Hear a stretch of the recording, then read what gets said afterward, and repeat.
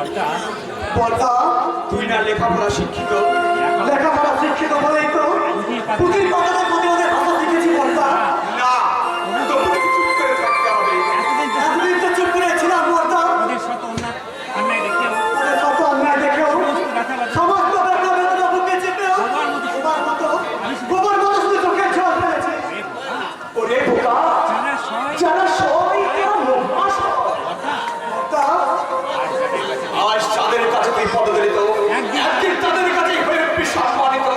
আজ তোকে যারা কাটার খাওয়াচ্ছে, একদিন ওরাই তোকে ভালোবাসা করবে। সে ভাগ্য হয়তো আমাদের পুরানো মনে জুটবে না বর্তা। তোর পাগল, তোর হয়তো জানা নেই যে সত্যের পথ সত্যের পথ বড় জটিল, নিঃসতি কার অন্ধকার।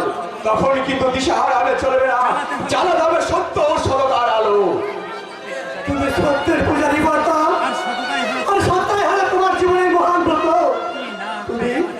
তুমি না খেয়ে আমাদের খেয়েছ, রক্ত দিয়ে বাঁচিয়েছ, নিজের লেখাপড়া না শিখেও আমাদের দুই ভাইকে মানুষের মতো মানুষ করেছ। তবু ঘৃণা ধিক্কার ছাড়া তুমি জীবনে কি পেয়েছ বলো বর্তা? বলো, জবাব দাও বর্তা, জবাব দাও। শোন, প্রতিদিন তো নিজের কথা ভাবলে না।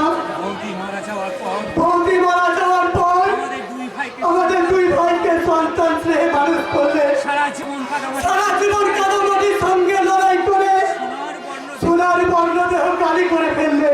বিনিময়ে কি পেলে বর্তা? অবজ্ঞা, কাঞ্ছনা, লাঞ্ছনা। তোর বোকা, এই বড় হয়ে জন্মেছি কেন? এই সামান্যটুকু না করলে এই ভদ্র সময় শিক্ষিত বড় বড় করে না আমার দিকে আঙুল তুলে বলবে, সোনাগর ঠাকুর তুমি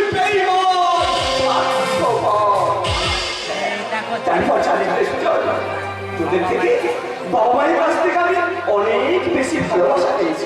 কারণ আমি যে তোদের থেকে 10 বছরের বড়, তাই আমার একান্তে জমে থাকা ভালোবাসা না হয় তোদের জন্য একটু খরচ করে যাচ্ছি। তুমি যাই বলো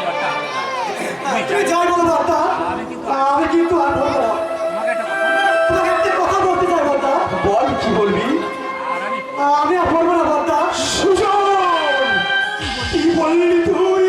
হ্যাঁ বর্তা, লেখাপড়া ছেড়ে আমি অন্য কোনো কাজ করবো বর্তা, আর এটাই হলো আমার শেষ কথা।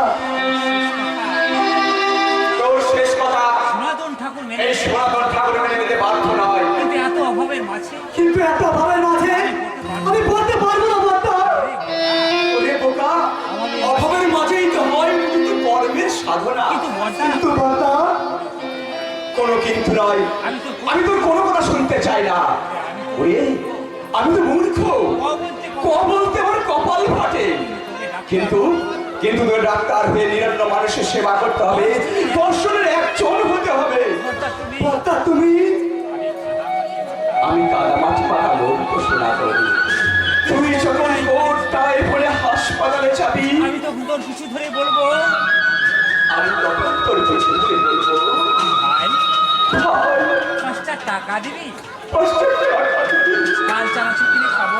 চল চুরি রেখে খাবো। বর্দা, তুমি আমি মানুষ না বর্তা, তুমি শাস্তি আমি মানুষ, তুমি ভগবান।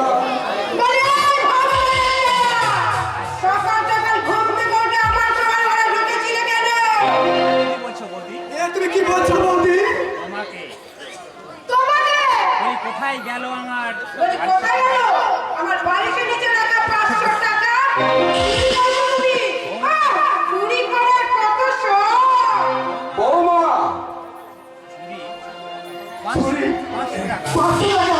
আমি তোমার কথা ঠিক, আমি তোমার কথা ঠিক বুঝতে পারছি না বৌদি। এটাই তো চোরের নিয়ম। ওটাই তো চোরের নিয়ম।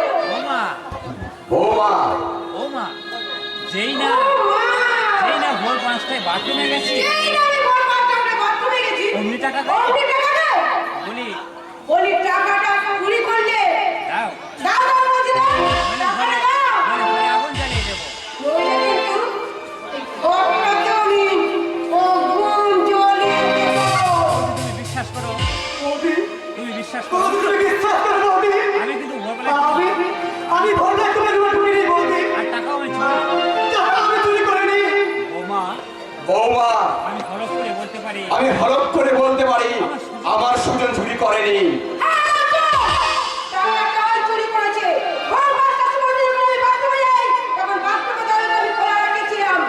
হঠাৎ দেখি বাথরুম থেকে বেরিয়ে দেখি টাকাটা নেই।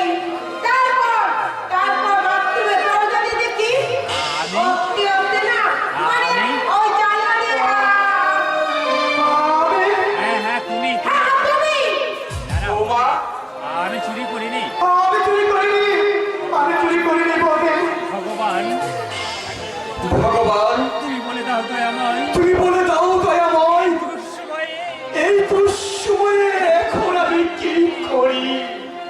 সত্যি সত্যি কি আমার সুজন চোর? হ্যাঁ চোর। নোটের ভেতরে স্পষ্ট করে লেখা আছে, ওই নোটের ভেতরে ওই নোটের ভিতর স্পষ্টভাবে বড় বড় করে আমার নাম লেখা আছে পিউ। মারছো বৌমা। আমার সুজনই চুরি করেছে। চুরি কাণ্ড দেখো, চুরির কাণ্ড দেখো। কথাই আছে কোথায় আছে চোরের মার বড় বড়? আচ্ছা তোমাকে বলি, তুমি রাতে কি কি খেয়েছিলে? এখন তা প্রমাণ দিতে পারবে? বলছি যে কবু বলছি টাকার ভেতরে ইংরেজি কবু বলছি যে টাকার ভিতরে বড় বড় করে আমার নাম লেখা ছিল পিউ। ঠিক আছে, ঠিক আছে বাবা, ঠিক আছে। যদি তোমার কথা সত্যি যদি হয়, তোমার কথা সত্যি হয়, যদি সত্যি সত্যি যদি হয়, আমার সুজন চুরি করে তাহলে থাকে, তোমার স্বর্গীয় সুজন তাহলে চুরি তোমার করে। স্বর্গীয় সুজনের দিকে থেকে বলছি, এই হতভাগা, পিছিয়ে- পিঠের চামড়া আমি তুলে দেবো।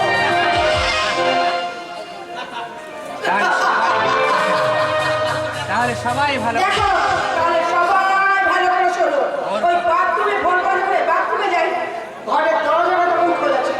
তারপর দেখি সোজা রাস্তে আসতে মানে আমার দরজা না না মানে ও জানলা দিয়ে আমার ঘরে ঢুকি। এই যে এই পকেটে না না না না না এই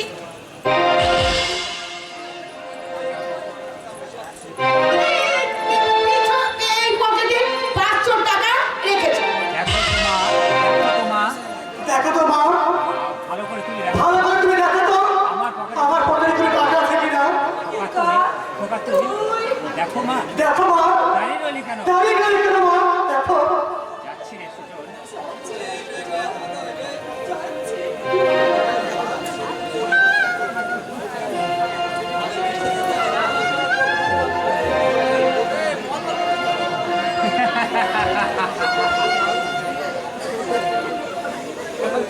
কি হলো? একেবারে সবাই বোবা হয়ে গেলে যে। কি ব্যাপার? সবাই যে একেবারে বোবা হয়ে গেলে। ও মা, কারো মুখে কোনো কথা নেই? ও মা, কারোর মুখে বৌদি। দেখি কোনো কথা নেই। ওই টাকাটা কি পেলে? বৌদি, না না, এখনো কিন্তু না, সম্পূর্ণ না, না, না, না, না, না, না, না। এখনো কিন্তু সম্পূর্ণ ব্যাপার হয়নি। আগে দেখো তো না, ওই টাকার মধ্যে আমার নামটা লেখা আছে কিনা। কি দেখলে? কি হলো? বলো, কি দেখলে? তোমার নাম তোমার নাম বৌদি ইংরেজিতে স্পষ্ট। ইংরেজিতে স্পষ্ট অক্ষরে লেখা আছে পিউ। মা, মা, সুবর্ধা, বলতো আমি চোর। আমি চোর। সত্যি সত্যি সত্যি টাকাটা আমি চুরি করেছি বাবা। আমাকে শাস্তি দাও। তোমরা আমাকে শাস্তি দাও। তোমাদের সমস্ত আমি তোমাদের শাস্তি মাথা সমস্ত মাথা পেতে নেব। আজ তোমার সুজন আজ তোমার সুযোগ সত্যি সত্যি চোর গো মা। সত্যি সত্যি চোর। ছি ছি ছি, বর্তা, বলতাম চোর, কে তোর বর্তা? কে তোর বর্তা? আমি আমি না, না, আমি কারো বর্তা নই। আমি কারো বর্তা নই। সারা জীবন সারা জীবন আঙ্কেল হিসেব নিকেশ